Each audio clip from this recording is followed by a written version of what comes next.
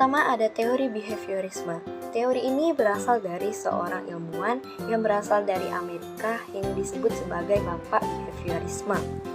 Disebutkan bahwa dari teori ini, semua perilaku termasuk tindakan atau yang dikenal dengan respon juga, itu semua disebabkan karena adanya rangsangan. Dan pernyataan tersebut dapat kita simpulkan bahwa kalau suatu rangsangan telah diamati dan juga diketahui, maka respon dari seseorang tersebut akan mudah untuk diprediksikan.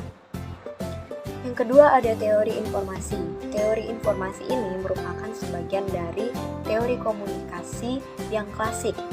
Pada teori ini disebutkan bahwa bagaimana komunikasi sebagai pemberi pesan dan bagaimana juga komunikasi sebagai penyalur pesan melalui media berkomunikasi. Di dalam teori komunikasi ini, informasi menjadi titik yang paling berat pada penyaluran atau sebagai media yang digunakan untuk memberikan pesan.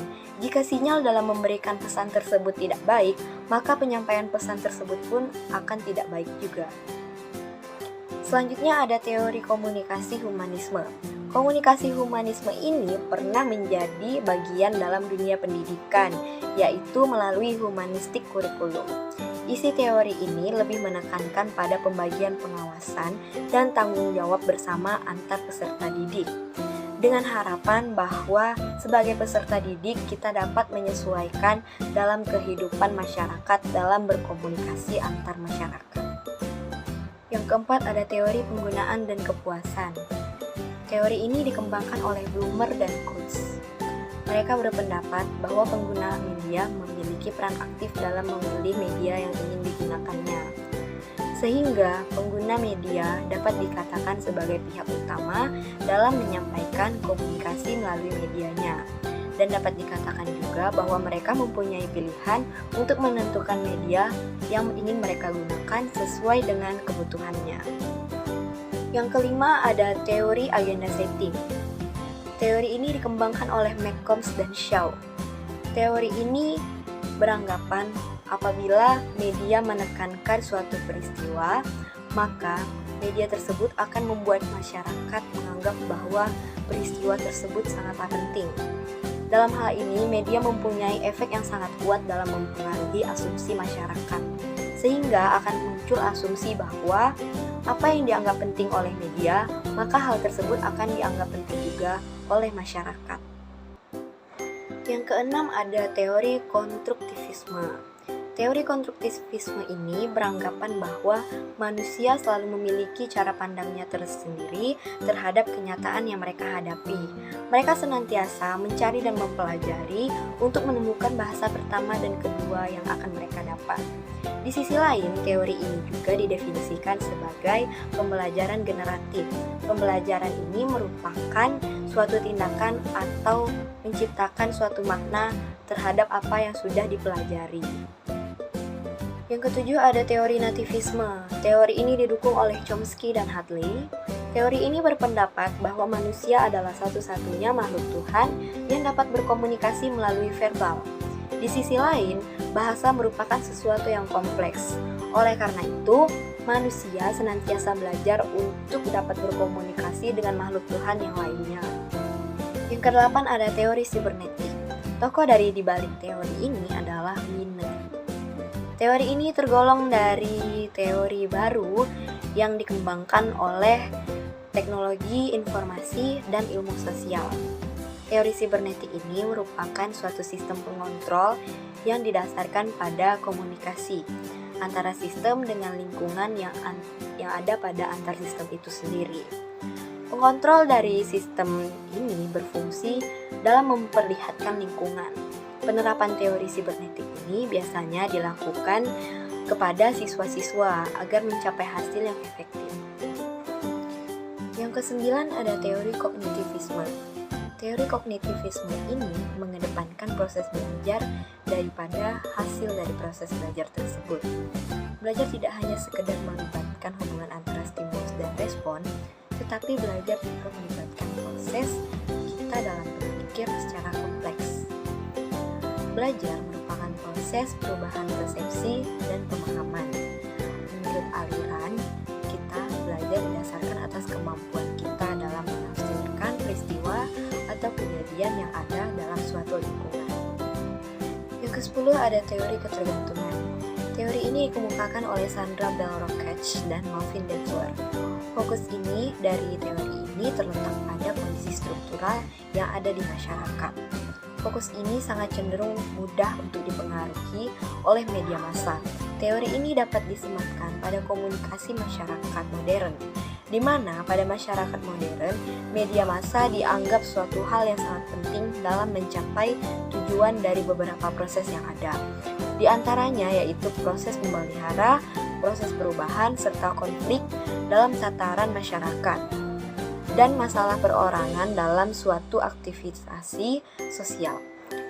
Yang ke-11 ada teori inokulasi. Teori ini dikemukakan oleh McGurk, di mana inokulasi dapat pula disebut sebagai suntikan yang mengambil analogi pada ilmu medis.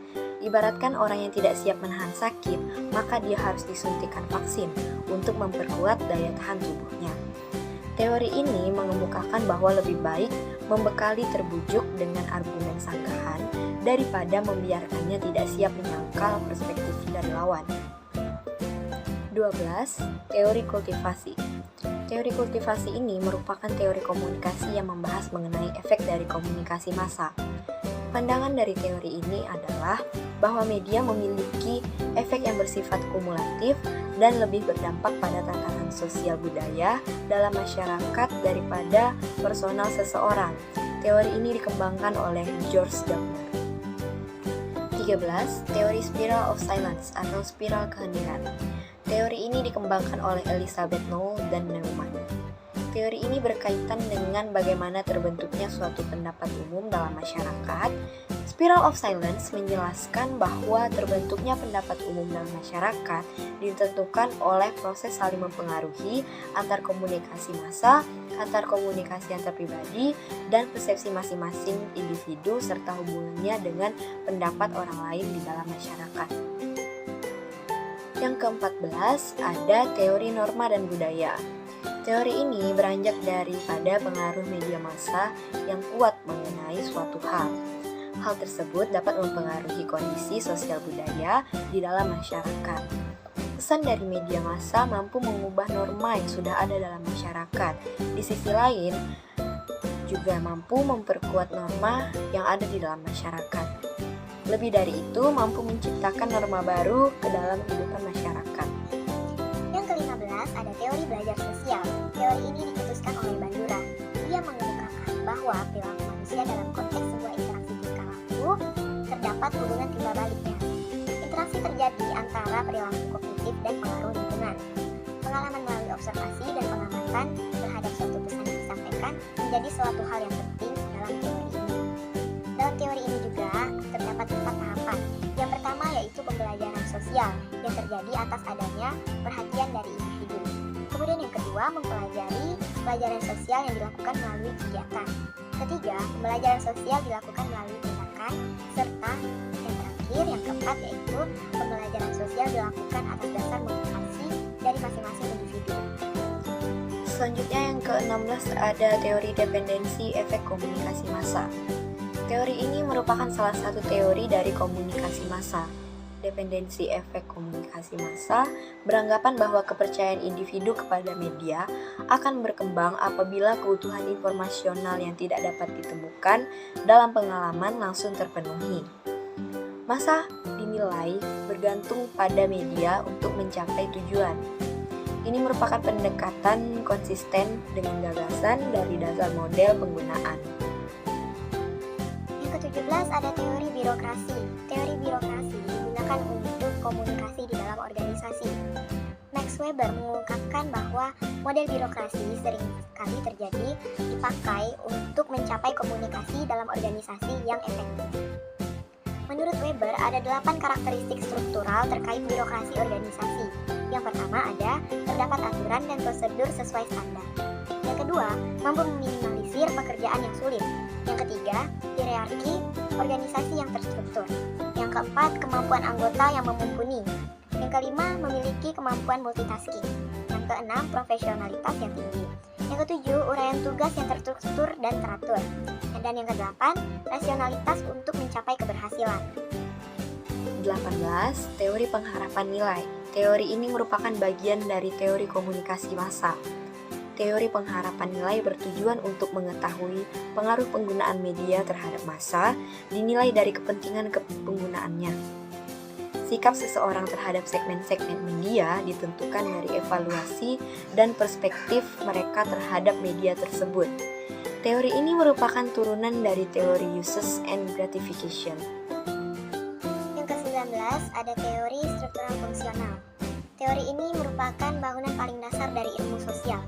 Beberapa tokoh yang mencetuskan teori ini diantaranya Auguste Comte, Emile Durkheim, dan Herbert Spencer. Pemikiran struktural fungsional dipengaruhi oleh pemikiran biologis yang menganggap masyarakat yang saling ketergantungan akibat konsekuensi dari bertahan hidup. Tujuan dari teori ini adalah mencapai keteraturan sosial. Yang ke-20 ada teori difusi inovasi. Teori ini menjelaskan bagaimana suatu inovasi disampaikan melalui saluran-saluran tertentu kepada sekelompok anggota dari sistem sosial. Rogers menjelaskan bahwa difusi adalah suatu bentuk beberapa pesan yang berisi dari gagasan-gagasan baru. Teori ini sering dikaitkan dengan proses pembangunan masyarakat. Yang ke-21 ada teori komunikasi dua tahap. Teori ini didasari oleh penelitian yang dilakukan oleh Paul Lazarsford dan teoritikus lainnya. Teori komunikasi dua tahap membahas mengenai efek media massa dan pertama kali diterapkan dan kampanye pemilihan umum pada tahun 1940. Studi ini memiliki asumsi bahwa proses stimulus bekerja dalam menghasilkan efek ke media massa. Yang ke-22 ada teori komunikasi administrasi. Teori komunikasi administrasi adalah proses penyampaian pesan yang dilakukan secara timbal balik antar anggota. Teori ini dimaksudkan dengan tujuan untuk menumbuhkan rasa saling pengertian dalam rangka mencapai tujuan pada organisasi dengan efektif dan efisien. Fungsi dari penerapan teori ini adalah untuk menjaga stabilitas informasi agar tercipta menyesuaikan sikap yang memadai antar bagian dalam organisasi tersebut. 23. Ada teori komunikasi Laswell. Harold Laswell, teoritikus ternama yang banyak menyumbangkan ide dan pikirannya terkait cabang ilmu komunikasi dan ilmu sosial.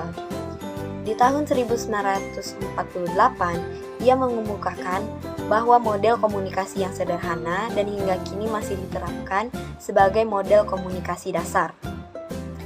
Yang ke-24 ada teori cinematic behavior. Beberapa prinsip yang digunakan memiliki kesamaan dengan prinsip para behaviors yang berada dan berdasarkan adanya stimulus dan respon serta motivasi. Teori ini mengungkapkan bahwa suatu kebutuhan atau keadaan terdesak oleh motif tujuan, maksud tertentu harus dimiliki dalam seseorang yang sedang belajar. Kebutuhan tersebut harus ada sebelum suatu respon yang dapat diperkuat oleh dasar pengurangan kebutuhan. Kemudian, dalam hal efisiensi belajar, tergantung pada besarnya tingkat pengurangan serta kepuasan motif. Lalu timbul usaha belajar dari keberadaan respon tersebut. Di sisi lain, setiap objek atau situasi dapat memiliki nilai motivasi. Apabila hal itu berhubungan dengan penurunan terhadap kekurangan para individu tersebut. Terakhir, atau yang ke-25, ada teori analisis transaksional. Analisis transaksional ini merupakan pendekatan psikoterapi yang menekankan hubungan interaksional. Transaksional sendiri dimaksudkan sebagai hubungan komunikasi antar individu. Teori ini digunakan untuk mengetahui bentuk dan isi pesan yang tersampaikan dalam suatu komunikasi. Analisis ini bertujuan untuk mengetahui tingkat keefektifan komunikasi yang terjalin antar individu. Eric Berne adalah pengembang teori analisis ini yang dinilai cocok untuk digunakan dalam konseling kelompok. Demikian video penjelasan 25 teori komunikasi dari saya. Sekian dan terima kasih.